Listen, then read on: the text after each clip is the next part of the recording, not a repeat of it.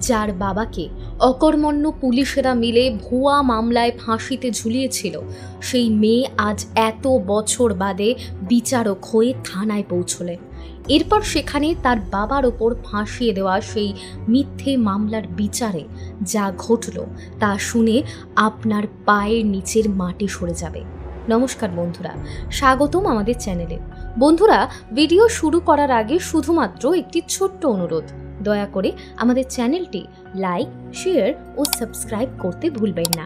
গল্পের শেষে থাকবে একটি আকর্ষণীয় প্রশ্ন, সঠিক উত্তরদাতার নাম পরবর্তী ভিডিওতে বলা হবে। তাহলে চলুন আজকের গল্পটি শুরু করি। নিধির বয়স ছিল মাত্র 5 বছর তখন, যখন তার জীবনে অন্ধকার নেমে আসে। তার পরিবার ছিল খুব সুখী। বাবা রমেশ একজন সৎ এবং হৃদয়বান মানুষ ছিলেন, যিনি সবসময় গরিবদের সাহায্য করতেন। কিন্তু একদিন হঠাৎ পুলিশ তাদের বাড়িতে এসে হাজির হয়। রমেশকে টেনে হিচড়ে নিয়ে যায় এবং তার উপর একটি নৃশংস হত্যার অভিযোগ চাপানো হয়। নির্দোষ নিধি তার মাকে পুলিশদের পায়ে পড়ে কাঁদতে দেখেছিল, কিন্তু ন্যায় বিচারের দরজা তাদের জন্য বন্ধ হয়ে গিয়েছিল। গ্রামের লোকজন যারা একসময় রমেশকে সম্মান করত, তারা এখন তাকে খুনি বলতে শুরু করে। মায়ের আর্তনাদ কেউ শোনেনি এবং আদালতে রমেশের ফাঁসির সাজা শোনানো হয়েছিল। নিধির সামনেই তার বাবাকে নির্দোষ হওয়া সত্ত্বেও ফাঁসিতে ঝোলানো হয়। সেই দিনটাই ছিল তার জীবনের সবচেয়ে ভয়ঙ্কর দিন। সে তার মাকে অচেতন হতে দেখেছিল, তার পৃথিবীকে ধ্বংস হতে দেখেছিল এবং সমাজের মানুষদের সেই আসল মুখ দেখেছিল যারা এতদিন তার বাবাকে ভগবান বলে মানত। বাবার মৃত্যুর পর মা ও নিধির জীবন নরকে পরিণত হয়। গ্রামের লোকেরা তাদের খুনির স্ত্রী ও খুনির মেয়ে বলে অপমান করত। কেউ কাজ দিতে চায় না, এমনকি কেউ তাদের বাড়িতে জল পর্যন্ত দিতে রাজি ছিল না। সমাজের এই নিষ্ঠুর রূপ দেখে নিধির ভেতরে এক আগুন জ্বলে ওঠে। সে সেই দিনই সিদ্ধান্ত নেয় যে ন্যায়ের জন্য লড়বে। সে সেই পুলিশদের সাজা দেবে যারা তার নির্দোষ বাবাকে মিথ্যে মামলায় ফাঁসিয়েছিল। কিন্তু ও একজন গরিব মেয়ে, যার বাবাকে সমাজ খুনি ভাবে। সে কিভাবে ন্যায়ের জন্য লড়বে, এই প্রশ্ন সবাই করত। কিন্তু নিধির ইচ্ছা শক্তি ছিল অটুট। সে তার মাকে বলেছিল, মা, একদিন আমি এত বড় হব যে এই পুলিশদেরই কাঠ গোড়ায় দাঁড় করাবো। মা তার চোখে বিশ্বাস দেখেছিল এবং তার স্বপ্নকে নিজের সাহস বানিয়েছিল। মা শ্রমিকের কাজ করতে শুরু করলেন। নিধি স্কুলে যাওয়া চালিয়ে গেল। অনেক কষ্ট এসেছে, কিন্তু নিধি হার মানেনি। সে জানত একদিন তার পরিশ্রম সফল হবে এবং তার বাবা ন্যায় বিচার পাবে। দারিদ্র্য, অপমান আর সমাজের তিরস্কার সত্ত্বেও নিধি তার স্বপ্নকে মরে যেতে দেয়নি। স্কুলেও ছেলেমেয়েরা তাকে খুনির মেয়ে বলে খ্যাপাত, কিন্তু সে কখনো পাল্টা জবাব দিত না। তার মনে হতো সে যদি পড়াশুনো করে বড় কিছু একটা করে দেখাতে পারে, তখনই এই লোকেরা তাকে সম্মান দেবে। মা দিন রাত খাটতেন, বাড়িতে বাসন মাজতেন, রাস্তায় ঝাড়ু দিতেন, কিন্তু মেয়ের পড়ার খরচ জোগাতে তিনি কোনো ত্রুটি রাখতেন না। কখনো কখনো মাকে 2 দিন না খেয়েও থাকতে হতো, কিন্তু তিনি কখনো নিধিকে না খেয়ে শুতে দেননি। নিধিও বুদ্ধিমতী ছিল। সে জানত তার মা কত কষ্ট করছেন, তাই সে প্রতিজ্ঞা করেছিল তাকে যে কোনো মূল্যে বিচারক হতেই হবে, যেন তার বাবার জন্য ন্যায় বিচার আদায় করতে পারে। সময় কেটে গেল। নিধি স্কুলের পড়াশোনা শেষ করলো, কিন্তু কলেজে ভর্তি হওয়া ছিল তার জীবনের সবচেয়ে বড় চ্যালেঞ্জ। ভর্তি ফি দেওয়ার কোনো টাকা ছিল না এবং কেউ সাহায্য করতেও রাজি ছিল না। গ্রামের লোকেরা যারা একসময় তার বাবাকে সম্মান করত, এখনও অনেকে তাকে হেয় করার চেষ্টা করত। কিন্তু এক শিক্ষক ছিলেন যিনি নিধির পরিশ্রম দেখেছিলেন, তাই তিনি তাকে সাহায্য করেন। তিনি নিধির জন্য স্কলারশিপের ব্যবস্থা করেন এবং কলেজে ভর্তি করিয়ে দেন। নিধির জন্য এটা কোনো অলৌকিক ঘটনার চেয়ে কম ছিল না। এখন নিধির পথ আরও কঠিন হয়ে গেল, কিন্তু সে অটল ছিল। আইন পড়া সহজ ছিল না, বিশেষ করে যখন গোটা দুনিয়া তোমাকে নিচে নামাতে চাইছে। কিন্তু নিধি তার সংগ্রামকে নিজের শক্তিতে পরিণত করেছিল। সে দিন রাত পড়াশোনায় ডুবে থাকত, বইয়ের মাঝে হারিয়ে যেত এবং প্রতিটি পরীক্ষায় শীর্ষে থাকত। তার একমাত্র স্বপ্ন ছিল বিচারক হওয়া, এবং তার বাবার নির্দোষিতা প্রমাণ করা। যখন সে কলেজ পরীক্ষায় প্রথম হলো, তখন সেই লোকেরা যারা একসময় তাকে খুনির মেয়ে বলতো, এখন তার প্রশংসা করতে লাগলো। কিন্তু নিধির এইসব প্রশংসায় কোনো আগ্রহই ছিল না। তার একমাত্র লক্ষ্য ছিল তার বাবাকে নির্দোষ প্রমাণ করা। সেই দিনটা এলো যখন নিধি আইনের ডিগ্রি অর্জন করলো এবং বিচারকের পরীক্ষা দিল। পরীক্ষা কঠিন ছিল, কিন্তু তার থেকেও কঠিন ছিল সমাজের অপমান সহ্য করে নিজেকে সামলে রাখা। অনেকবার এমনও হয়েছে যখন নিধির মনে হয়েছে যে সে হেরে যাবে, কিন্তু তখনই সে তার বাবার ছবি দেখত এবং নিজেকে আবার শক্ত করে তুলত। যখন পরীক্ষার ফলাফল বেরোলো, নিধি গোটা রাজ্যে শীর্ষস্থান অধিকার করেছিল। এখন সে বিচারক হতে চলেছে। সেই দিন তার মায়ের চোখে প্রথমবার খুশির অশ্রু ছিল। নিধি মাকে বলেছিল, মা, এখন আমাদের সংগ্রাম শেষ হতে চলেছে, এখন বিচার হবে। কিন্তু এ তো শুধু শুরু ছিল, আসল লড়াই এখনও বাকি ছিল। এখন তাকে তার বাবার মামলাটি আবার খুলতে হতো এবং সেই পুলিশদের শাস্তি দিতে হতো যারা তার বাবাকে মিথ্যে মামলায় ফাঁসিয়েছিল। নিধি জানতো এই লড়াই সহজ হবে না, কিন্তু সে হাল না ছাড়ার সিদ্ধান্ত নিয়েছিল। নিধির জন্য বিচারক হওয়া শুধুমাত্র একটি চাকরি পাওয়া নয়, এটা ছিল তার জীবনের সবচেয়ে গুরুত্বপূর্ণ লক্ষ্য। তার বাবার নির্দোষিতা প্রমাণ করা এবং তাদের শাস্তি দেওয়া যারা তার জীবনকে নরকে পরিণত করেছিল। যখন সে প্রথমবার তার অফিসে পা রাখে, তখন তার চোখে কোনো জাঁকজমক ছিল না, বরং ছিল এক গভীর সংকল্প। তার সামনে এখন একটাই কাজ ছিল, তার বাবার মামলা আবার খোলানো এবং সত্যিটাকে দুনিয়ার সামনে আনা। সবচেয়ে প্রথম কাজ ছিল পুরনো নথিপত্র খুঁজে বের করা। নিধি তার বাবার মামলার সাথে জড়িত সব ফাইল বের করলো। সে দেখল যে হত্যার অভিযোগ তার বাবার ওপর লাগানো হয়েছিল তাতে অনেক অনুত্তরিত প্রশ্ন ছিল। মূল সাক্ষীরা হঠাৎ করেই বয়ান বদলে ফেলেছিল। অনেক প্রমাণ আদালতে কখনো পেশই করা হয়নি। পুলিশের রিপোর্টেও অনেক গরমিল ছিল। এটা পরিষ্কার ছিল তার বাবাকে একটা গভীর ষড়যন্ত্রের ফাঁদে ফেলা হয়েছিল। কিন্তু এই ষড়যন্ত্র করল কারা? যতই সে ফাইল ঘাটাতে লাগলো, ততই সে জানতে পারলো যে যেসব পুলিশ অফিসার তার বাবাকে গ্রেফতার করেছিল তারা এখন উঁচু পদে পৌঁছে গেছে। কেউ এসপি হয়েছে, কেউ ডিজি, আর কেউ কেউ রিটায়ার করে ফেলেছে। কিন্তু একটি জিনিস পরিষ্কার ছিল, তারা সবাই এখনও প্রভাবশালী এবং তারা সত্যিটাকে সামনে আসতে দিতে চায় না। নিধি জানতো যদি তাকে এই মামলা আবার খোলাতে হয় তাহলে তাকে কঠিন প্রমাণ জোগাড় করতে হবে। কিন্তু সবচেয়ে বড় চ্যালেঞ্জ ছিল, যারা একবার মিথ্যে প্রমাণ তৈরি করেছিল তারা এবার নিজেদের বাঁচাতে যে কোনো কিছু করতে পারে।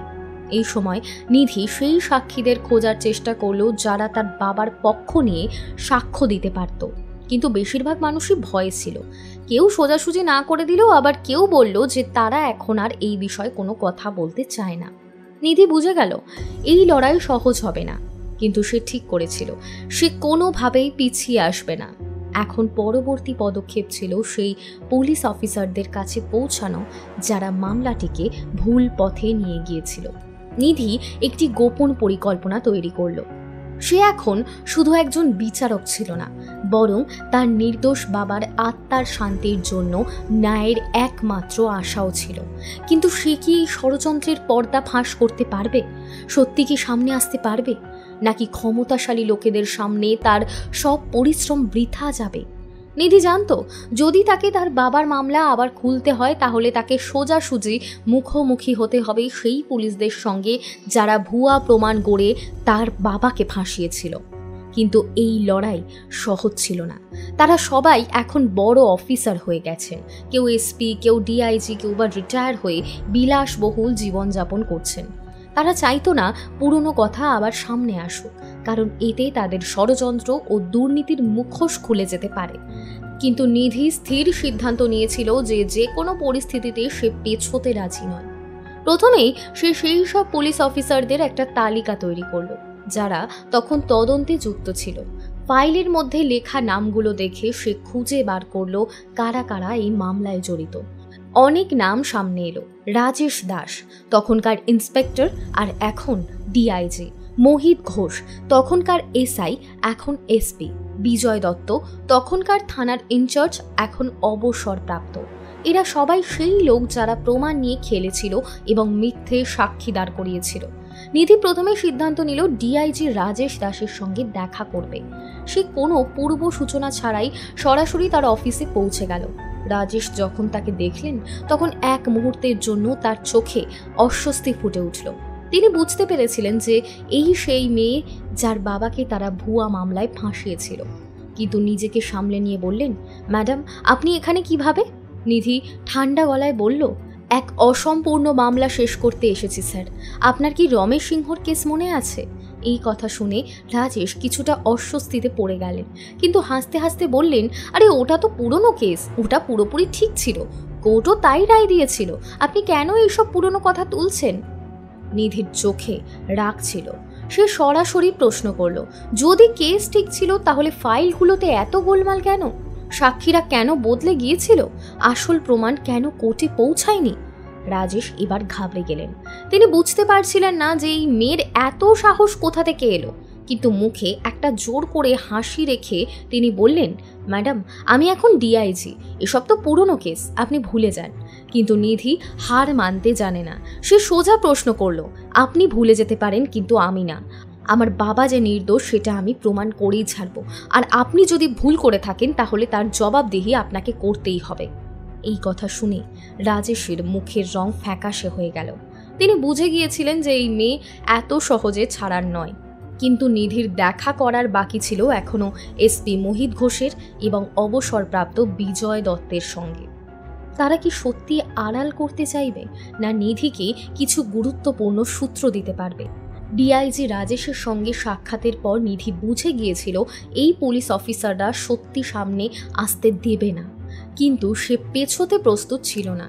তার বাবার নির্দোষিতা প্রমাণ করতেই হতো তাকে যে কোনো মূল্যে। এবার তার লক্ষ্য ছিল এসপি মোহিত ঘোষ, যিনি সেই সময় কেসের প্রধান তদন্তকারী ছিলেন।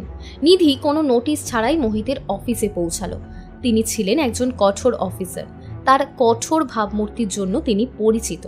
যখন তিনি নিধিকে অফিসে দেখলেন তখন হালকা একটা হাসি দিয়ে বললেন, ম্যাডাম আপনি এখানে কিভাবে, কোনো বিশেষ কাজ?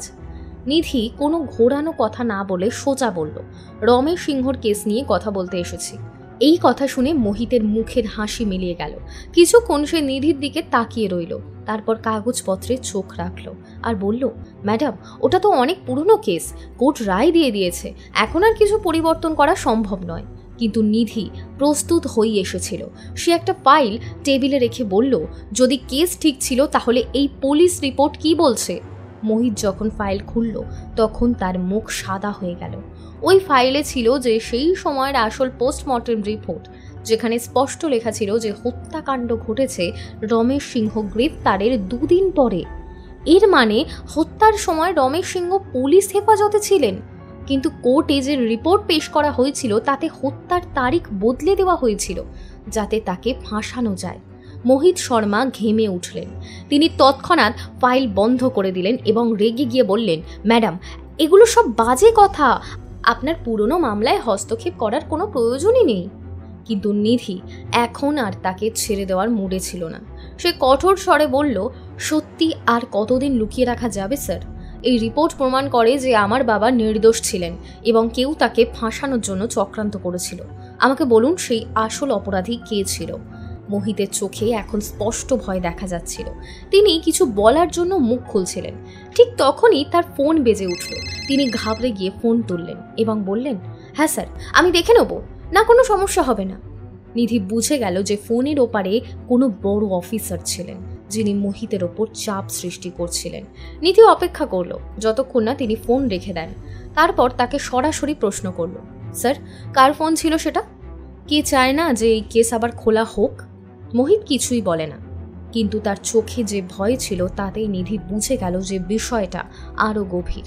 এখন তাকে সেই লোক পর্যন্ত পৌঁছতে হতো যে ছিল পুরো ষড়যন্ত্রের মাস্টার মাইন্ড। কিন্তু কে ছিল সে? কোনো রাজনীতিবিদ, কোনো উচ্চপদস্থ পুলিশ অফিসার, নাকি কোনো শক্তিশালী ব্যক্তি? এসপি মোহিতের দেওয়া পোস্টমর্টেম রিপোর্ট নিধিকে তার বাবার নির্দোষিতা প্রমাণ করার প্রথম শক্তিশালী ভিত্তি দিয়েছিল। কিন্তু এখন প্রশ্ন ছিল, আসল অপরাধী কে ছিল? যার হত্যার দায় পুলিশ নিধির বাবাকে ফাঁসিয়েছিল, সেই হত্যার পেছনে কার হাত ছিল? নিধি বুঝতে পেরেছিল মোহিত কারোর থেকে ভয় পাচ্ছিলেন। ফোনের সেই কল প্রমাণ করে দিচ্ছিল যে আজও কেউ এমন আছে যে এই কেসকে চিরতরে চাপা দিয়ে রাখতে চায়। কিন্তু কে? নিধি আবার পুরনো কেসের ফাইল ঘাঁটতে শুরু করলো। সে সেই সব লোকের তালিকা তৈরি করলো যারা তখন পুলিশ ও প্রশাসনের সঙ্গে যুক্ত ছিল। হঠাৎ তার চোখ আটকে গেল একটি নামের ওপর, সন্দীপ সাহা।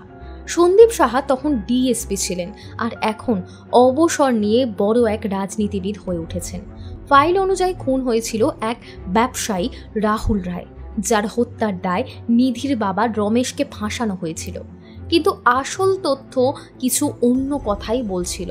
খুনের আসল কারণ কি ছিল? নিধি যখন ব্যবসায়ী রাহুল রায়ের সম্পর্কে তথ্য জোগাড় করলো তখন জানতে পারলো যে রাহুলের কোম্পানি সন্দীপ সাহার ঘনিষ্ঠ কিছু লোকের দুর্নীতির কেলেঙ্কারি প্রকাশ করেছিল।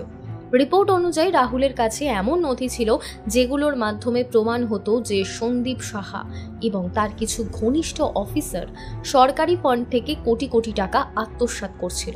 মানে রাহুল রায়ের খুন ছিল একটি পরিকল্পিত ষড়যন্ত্র।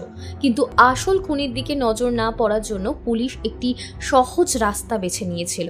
একজন গরিব ও সৎ মানুষকে ফাঁসিয়ে দাও যে নিজেকে বাঁচাতে পারবে না। আর সেই মানুষটি ছিল নিধির বাবা রমেশ সিংহ। এখন কি করবে নিধি? এখন নিধির পুরো বিশ্বাস হয়ে গিয়েছিল যে এই চক্রান্তের মাস্টার মাইন্ড ছিল সন্দীপ সাহা। কিন্তু প্রশ্ন ছিল যে কিভাবে সে এত শক্তিশালী একজন ব্যক্তির বিরুদ্ধে লড়বে? যদি সে সরাসরি সন্দীপের ওপর অভিযোগ তোলে তবে তার কাছে শক্তিশালী প্রমাণ থাকতে হবে। যদি সে পুলিশের কাছে যায় তাহলে গোটা ব্যবস্থা তো আগে থেকেই দুর্নীতিগ্রস্ত। যদি সে মিডিয়ার কাছে যায় তবে প্রমাণ ছাড়া কেউ তার কথা বিশ্বাস করবে না। এখন নিধিকে অত্যন্ত বুদ্ধিমত্তার সঙ্গে প্রমাণ সংগ্রহ করতে হতো। তাকে খুঁজে বের করতে হতো সন্দীপের সত্যটা কার কাছে লুকোনো থাকতে পারে। কিন্তু সে কিছু করতে পারার আগে তার কাছে একটা অজানা নাম্বার থেকে ফোন এলো। যদি বেশি নাক গলাও তাহলে তোমার অবস্থাও তোমার বাবার মতো হবে। নিধির হাত থেকে ফোন পড়ে যাওয়ার উপক্রম হয়েছিল। এখন বিষয়টা শুধু সত্য উদ্ঘাটনের নয়, তার নিজের প্রাণের প্রশ্নেও এসে দাঁড়িয়েছিল। কিন্তু সে কি ভয় পেয়ে পিছু হটবে, নাকি এখন সে দ্বিগুণ শক্তি নিয়ে এই লড়াইকে শেষ পর্যন্ত পৌঁছে দেবে? নিধির সামনে এখন দুটো পথ ছিল। এক, এই হুমকিতে ভয় পেয়ে সব ছেড়ে দেওয়া। দুই, দ্বিগুণ জেদ নিয়ে তার বাবার নির্দোষিতা প্রমাণে লেগে পড়া। কিন্তু নিধি জানত এই লড়াই শুধুমাত্র তার বাবার জন্য নয়, বরং তাদের জন্য যারা এই সিস্টেমের ষড়যন্ত্রের শিকার হয়েছে। কিন্তু এখন পরিস্থিতি খুব গুরুতর হয়ে উঠেছিল। যে তাকে ফোন করে হুমকি দিয়েছিল সে কোনো সাধারণ মানুষ ছিল না। নিধির বিশ্বাস ছিল যে এই ফোন সন্দীপ সাহা বা তার কোনো ঘনিষ্ঠ লোকের তরফ থেকেই এসেছে। নিধি কি করলো? হুমকিদাতাকে ধরার জন্য নিধি তার বিশ্বাসযোগ্য বন্ধু বিক্রমের সঙ্গে যোগাযোগ করল, যে ছিল একজন cyber crime expert. Vikram phone trace করে জানালো এই নাম্বারটি একটি ভুয়া আইডি দিয়ে নেওয়া হয়েছে, কিন্তু কলের লোকেশন সন্দীপের ফার্ম হাউসের আশেপাশে। এখন নিধির বিশ্বাস আরও দৃঢ় হয়ে গেল। এই খেলা অনেক গভীর এবং জটিল। সন্দীপ ছিল একজন ক্ষমতাবান নেতা, যার কাছে অর্থ, প্রভাব এবং গুন্ডাদের কোনো অভাব নেই। যদি নিধি এই কেস আবার খোলার চেষ্টা করে তাহলে তারও প্রাণ যেতে পারে। কিন্তু তারপরও এমন কিছু ঘটল যা গল্পের মোড় ঘুরিয়ে দিল। নিধি যখন আবার পোস্টমর্টম রিপোর্ট মনোযোগ দিয়ে পড়ল তখন সে এক গুরুত্বপূর্ণ প্রমাণ খুঁজে পেল। রাহুল রায়ের দেহে ছিল এক অজানা ব্যক্তির ডিএনএ চিহ্ন। কিন্তু এই রিপোর্টে কোনো কিছু পেশই করা হয়নি। মানে আসল খুনির ডিএনএর প্রমাণ ছিল, কিন্তু সেটাকে ইচ্ছাকৃতভাবে চাপা দেওয়া হয়েছিল। যদি আবার ডিএনএ টেস্ট করানো হতো তাহলে আসল খুনির কাছে পৌঁছানো সম্ভব। কিন্তু তখনই নিধির ওপর হামলা হলো। নিধি যখন তার অফিসে বসে কেসটি আবার খোলার জন্য আবেদন করছিল তখন রাতে বাড়ি ফেরার সময় হঠাৎ দুটো মোটরসাইকেল আরোহী তার গাড়িকে ঘিরে ধরল। একজন বন্দুক বের করে সোজা তার দিকে তাক করে বলল, অনেক হয়েছে, এবার বেশি বিচারকের মতো আচরণ করার চেষ্টা করো না। নিধি বুঝে গেল এই আক্রমণ তাকে ভয় দেখানোর জন্য, কিন্তু সে ভয় পায়নি। সে সঙ্গে সঙ্গে গাড়ি দ্রুত চালিয়ে সরাসরি পুলিশের দিকে রওনা দিল। কিন্তু এখন প্রশ্ন ছিল, পুলিশ কি তাকে সাহায্য করবে, নাকি গোটা পুলিশ প্রশাসন আগেই সন্দীপের মুঠোয়? নিধির ওপর এই হামলা প্রমাণ করে দিল যে সত্যের অনেক কাছাকাছি সে পৌঁছে গিয়েছে। যখন সন্দীপ এবং তার লোকেরা আতঙ্কিত হয়ে তাকে খুন করার চেষ্টা করছে, তাহলে এটা স্পষ্ট যে এই কেসে কিছু অত্যন্ত বড় লুকানো রয়েছে। কিন্তু নিধি আর ভয় পাওয়ার মানুষ নয়।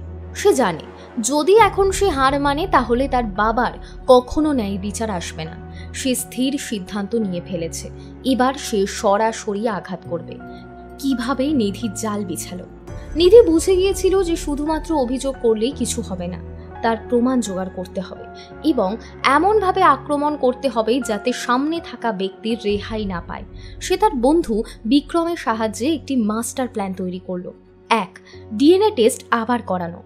নিধি আদালতে একটি আবেদন দায়ের করলো, যেখানে সে রাহুল রায়ের পুরনো ফরেন্সিক রিপোর্ট পেশ করলো এবং আদালতের কাছে অনুরোধ করলো যে মামলাটির পুনর্তদন্ত হওয়া উচিত। 2. মিডিয়াকে যুক্ত করা। নিধি জানতো যে যদি এই ঘটনা জনসমক্ষে চলে আসে তাহলে পুলিশ এবং নেতারা এটি সহজে ধামাচাপা দিতে পারবে না। সে একটি বড় নিউজ চ্যানেলের সাথে যোগাযোগ করলো এবং তাদের খবরটি ফাঁস করে দিল যে সন্দীপ সাহা এবং কিছু পুলিশ অফিসার 15 বছর আগে একজন নির্দোষকে ফাঁসিয়ে আসল খুনিকে বাঁচিয়েছিল। 3. একটি গোপন সাক্ষী। নিধি একটি গুরুত্বপূর্ণ সূত্র পেয়েছিল। একজন অবসরপ্রাপ্ত কনস্টেবল সুরেশ যাদব, যিনি সেই সময় এই কেসে জড়িত ছিলেন, এখন তিনি জীবনের শেষ প্রান্তে গিয়ে সত্যি বলতে প্রস্তুত ছিলেন।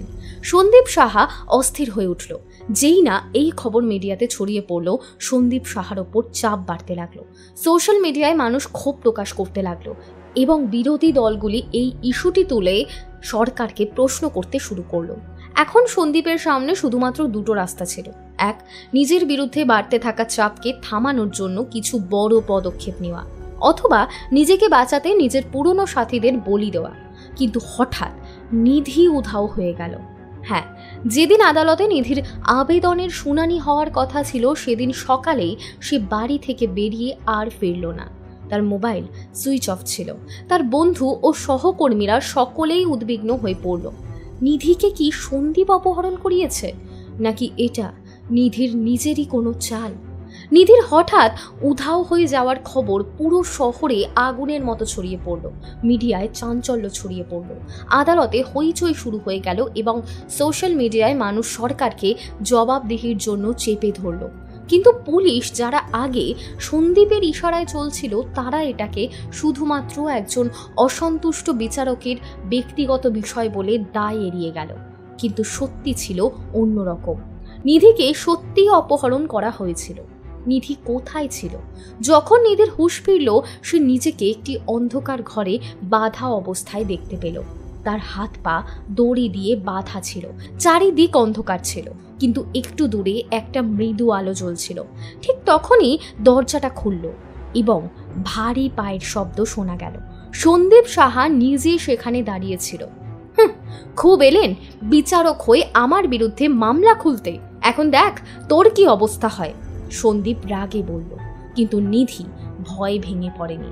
সে শান্ত থেকে উত্তর দিল, যদি তুমি এতই ক্ষমতাবান হও তবে আমাকে মারার দরকার কেন পড়ছে? ভয় পেয়ে গেছো নাকি? সন্দীপ হেসে বলল, আমি তোর বাবাকে ভুয়া কেসে ফাঁসিয়ে ফাঁসি দিয়েছি, এখন তোকেও মুছে ফেলবো, কিন্তু এবার তোর নামও কেউ নেবে না। কিন্তু নিধির চাল উল্টো পড়ে গেল। নিধি আগেই বিক্রমকে বলে রেখেছিল যদি হঠাৎ করে সে নিখোঁজ হয়ে যায় তাহলে যেন তৎক্ষণাৎ তার লাইভ ট্র্যাকিং শুরু করা হয়, এবং সেটাই হলো।